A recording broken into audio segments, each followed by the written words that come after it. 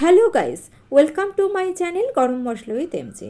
নিরামিষ আলু ফুলকপির ডালনা সকলেই বানান, তবে আমি যেভাবে বানাই এই রকমভাবে বানালে সময় যেরকম কম লাগে, টেস্টটা কিন্তু ভীষণ ভালো হয়। তাহলে চলুন চলে যাই রেসিপিতে। কড়াইতে 2 থেকে 3 চামচ সর্ষের তেল দিয়ে দিলাম। তেলটাকে খুব ভালো মতো গরম করে নিয়ে গরম তেলের মধ্যে দিয়ে দিচ্ছি কেটে রাখা ফুলকপি। ফুলকপিগুলো মাঝারি সাইজ করে কেটে নিয়েছি, বেশি ছোট করলে কিন্তু ফুলকপি গলে যাবে, তাই মাঝারি সাইজ করে কেটে নেওয়াই ভালো। এইবার এর মধ্যে দিয়ে দিয়েছি লবণ দিয়ে একটু নাড়াচাড়া করে নিয়ে কড়াইটাকে আমি ঢেকে দিচ্ছি 3 থেকে 3.5 মিনিটের জন্য। মিডিয়াম ফ্লেমে 3.5 মিনিট মতো রান্না করে নিয়ে কড়াইয়ের ঢাকনা খুলে দিলাম। এর থেকে বেশি সময় ধরে ঢেকে কিন্তু ফুলকপি রান্না করাটা একেবারেই ঠিক নয়, কারণ এর থেকে বেশি সময় ধরে যদি ফুলকপি রান্না করা হয় তাহলে কিন্তু ফুলকপির টেস্ট নষ্ট হয়ে যায়। তবে ফুলকপিটাকে আমাদের কিন্তু আরেকটু ভেজে নিতে হবে, সেজন্য ঢাকা ছাড়া আমি আবারও ওই 3 মিনিট মতো ভেজে নিয়েছি। এইবার দেখুন ফুলকপির গায়ে সুন্দর একটা কালার ধরে এসেছে। এইরকম গোল্ডেন ব্রাউন কালার ধরে আসা পর্যন্ত কপিটাকে ভেজে নিয়ে আমি কপিটাকে তুলে নিচ্ছি। আর আমি রান্নায় যতদূর সম্ভব কম তেল ব্যবহার করেছি, ইচ্ছে হলে কিন্তু আপনারা আরেকটু তেলের পরিমাণ বাড়িয়ে দিতে পারেন।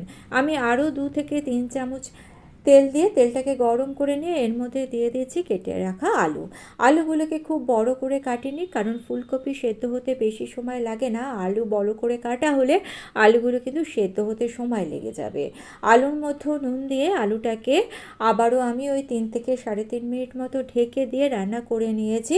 দেখুন আলুর গায়েও কিন্তু সুন্দর একটা কালার ধরে গিয়েছে। ছোট করে আলুগুলোকে যদি কেটে নেন আর এরকমভাবে ভেজে নেন তাহলে কিন্তু রান্নাটা তাড়াতাড়ি হয়ে যাবে। এইবার এর মধ্যে দিয়ে দিচ্ছি 1 চামচ আদা বাটা।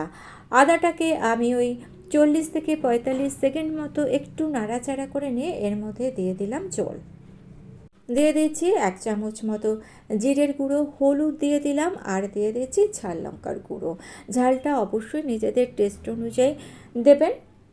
জল দিয়ে দেওয়ার ফলে গুঁড়ো মশলাগুলো কিন্তু আর পুড়ে যাবে না। কাঁচা লঙ্কাটাও আমি এই পর্যায়ে দিয়ে দিয়েছি। এইবার একটু ভালো করে কষে নিচ্ছি। এই অবস্থায় ফুলকপিটা দেবো না, ফুলকপি দিলে কিন্তু বেশি নরম হয়ে যাবে ফুলকপিটা।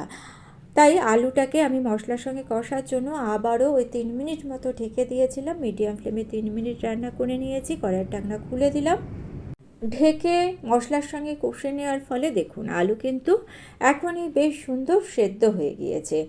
এইবার এর মধ্যে ভেজে রাখা ফুলকপিটাকে দিয়ে দিচ্ছি। এইবার আলু আর ফুলকপিটাকে ভালো করে কষে নিচ্ছি। রান্নাটা করতে খুব কম সময় লাগে, কিন্তু ধৈর্য ধরে একটু যদি কষে নেন খুব সময় বেশি লাগবে না। মিডিয়াম ফ্লেমে একটু কষে নিলেই কিন্তু এই রান্নার টেস্টটা ভীষণ ভালো হয়। অনেকেই রান্না করেন একই মশলাপাতি দিয়ে রান্না করেন, কিন্তু টেস্ট হয়তো ঠিকঠাক আসে না। রান্নার টেস্ট নির্ভর করে মশলা কষার উপর। কিন্তু মোটামুটি 4 মিনিট মতো আমি কষে নিয়ে এইবার এর মধ্যে অ্যাড করে দিলাম 3 কাপ মতো গরম জল। স্বাদ অনুযায়ী লবণ দিয়ে দিলাম। অবশ্যই গরম জল দেওয়ার চেষ্টা করবেন, রান্নার টেস্ট যেমন ভালো হবে সময় কিন্তু খুব কম লাগবে। আর সব সময় মিডিয়াম ফ্লেমে রান্না করলে কিন্তু অ্যাকচুয়ালি রান্না করতে কম সময় লাগে। হাই ফ্লেমে রান্না করলে উপর থেকে ভাজা হয়ে যাবে কিংবা কালার ধরে যাবে, ভেতর থেকে কিন্তু সেদ্ধ হবে না। এইবার আমি ফুলকপিটাকে ওই 4 মিনিট মতো ঢেকে দিয়েছিলাম। 4 মিনিট পর একটু চেক করে নেব যে কপি আর আলু ঠিকঠাক সেদ্ধ হয়েছে কিনা। যদিও নাড়তে নাড়তেই মনে হচ্ছে যে সেদ্ধ হয়ে গিয়েছে, তাও একটু চেক করে নিলাম। দেখুন আলু তো সুন্দর সেদ্ধ হয়ে গিয়েছে, আর কপিটাও দেখুন ভালো মতো সেদ্ধ হয়ে গিয়েছে। এর থেকে বেশি সেদ্ধ হলে কিন্তু টেস্ট খুব বাজে হয়ে যাবে। ফুলকপি বেশি সেদ্ধ হলে কিন্তু টেস্ট নষ্ট হয়ে যায়। ইচ্ছে হলে আপনারা একটু মিষ্টি দিয়ে নিতে পারেন, তবে সব রান্নায় আমি মিষ্টি দিই না। গ্যাসের ফ্লেমটাকে অফ করে দিয়ে আমি সামান্য একটু গরম মশলার গুঁড়ো দিয়ে ঢেকে 5 মিনিট রেখে দিলাম। অবশ্যই ঢেকে দেবেন, তাহলে গরম মশলার সুন্দর গন্ধ তরকারির মধ্যে চলে যাবে। ভালো করে নাড়াচাড়া করে নিলাম। আমাদের আলু ফুলকপির ডালনা পরিবেশনের জন্য একেবারে রেডি। তার নোটিফিকেশন আপনাদের কাছে পৌঁছে যাবে। আর এই রকমভাবে একদিন রান্না করে দেখবেন, আশা করছি ভালো লাগবে। ভালো লেগে থাকলে ছোট্ট করে একটা লাইক করে দেবেন। আজকে তাহলে এই পর্যন্ত। Thanks for watching.